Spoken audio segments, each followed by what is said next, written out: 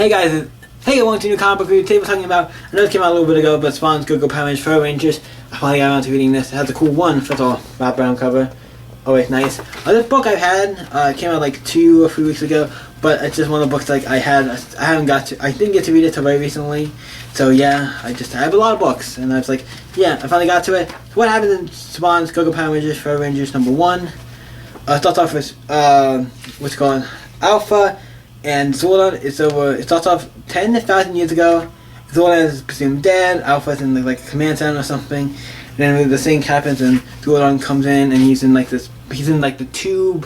What do you want to call this thing? It's just the head. And you're like, what happened? I'm kind of alive, not really, and stuff. And it's kind of giving it, it's like, hey, I'm alive, we didn't die. It's a cool little like 2-page thing. And then we jump into where we are now, where we have this evil guy. I can't remember who he is. The evil Alpha.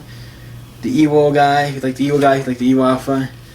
He's like, oh, I'm going to the Tour War. And then Golda comes in and like frees the Rangers. Like, hey, if anybody's gonna kill you, it's me. So he frees the Rangers. So I'm like, okay, that was kind of interesting. So yeah. Okay, and then the Rangers call in the Zords, and they go in and have to fight the evil Alpha.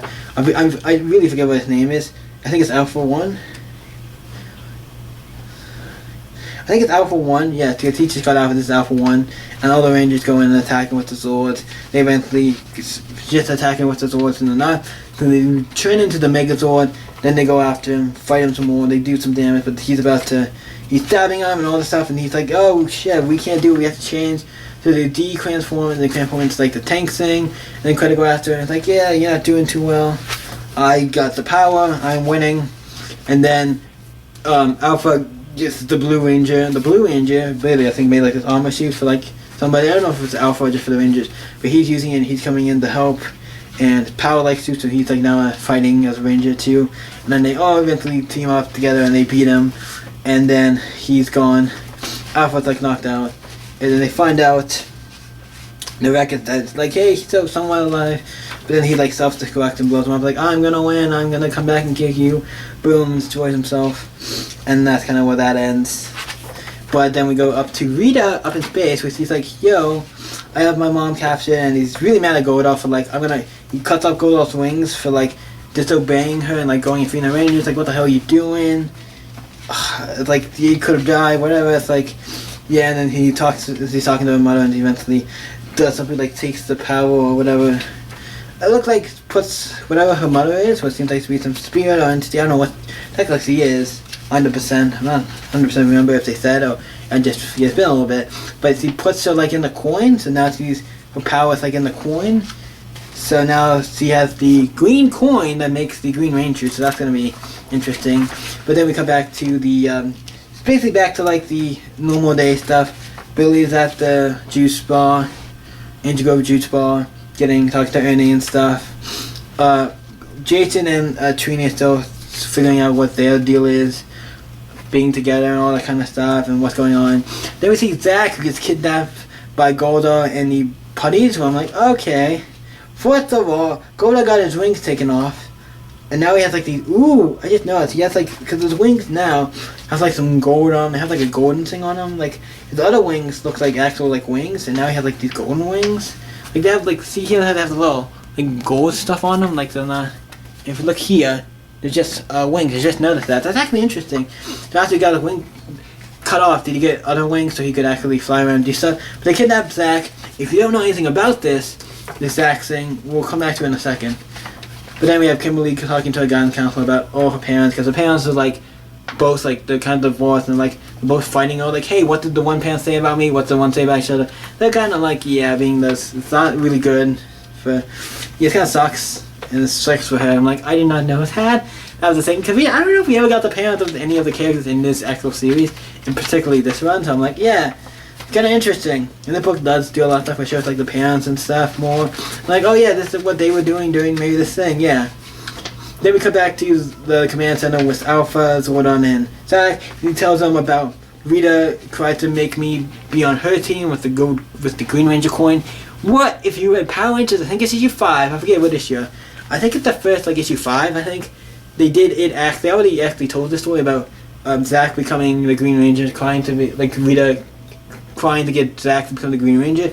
They told that in Power Rangers, I think it's issue 5 of Mighty Morphin Power Rangers, so I'm like, cool, you could have told that in here because it could have worked perfectly. But I like how they kind of reference that, like in this book. It's like, that was the story we told there, yeah, we're referencing it here. I'm like, that's kind of cool. Because this is like right at that point, so it's quite cool. And then we cut back, so then it's like, we go to Kimberly and eventually sees like Matt with this character who's in the comics that she was in love. He's like, I'm sorry. He goes up to him and hugs him like, I'm sorry. And he's like, I'm sorry too for all this, what's happened.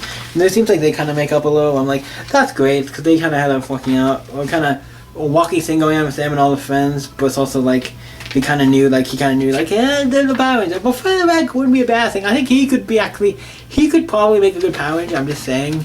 I don't know why they don't have him as a Ranger, but I know you can't really do that because that kind of mess up, push the show. But eventually, it's like, I don't know, he would be a cool Ranger, but I think, yeah. Then we have Billy and Trina talking about stuff, and obviously Bulk and all come up like, hey, we're doing this show, it's like a Power Ranger show, and stuff, So which one, he's like, which one you guys want to go first to talk about the Power Rangers and stuff. Then we see Zack, he's in school, and he's like acting kind of, someone like, hey, I'm doing really good and stuff. And then we have Jason, who's at a martial arts, like he's at a fighting competition. You see everybody's there, all his friends are cheering him on. And get to react to fight. It doesn't say his name, but he's wearing green, and it's Tommy. I was like, yes, it's leading up to the Mighty Morphin Power Rangers. We're leading up to the Mighty Morphin Power Rangers series. There's still more of this book coming out of the regular Saban's Go-Go Power Rangers. There is still more of Saban's Go-Go Power Rangers coming out.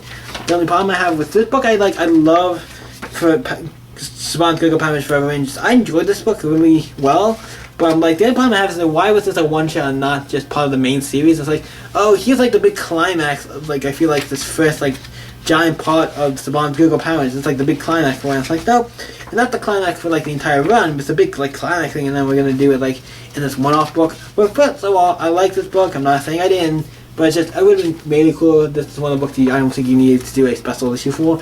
You could have just split it up into 2 issues or done something for like and did in the actual book. Like did half the book be like the fighting stuff with like, oh yeah, it's the one on them they have to fight and finish save the day. And then the second half of the book, you could have it as all this other stuff. It's like, well, how they're just living their normal lives and stuff.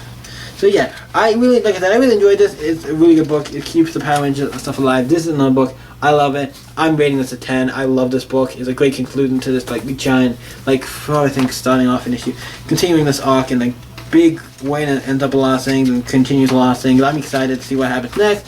The book is awesome. I enjoyed it. So what do you guys think of Saban's Go-Go Power Rangers Forever Rangers? It was a cool little book.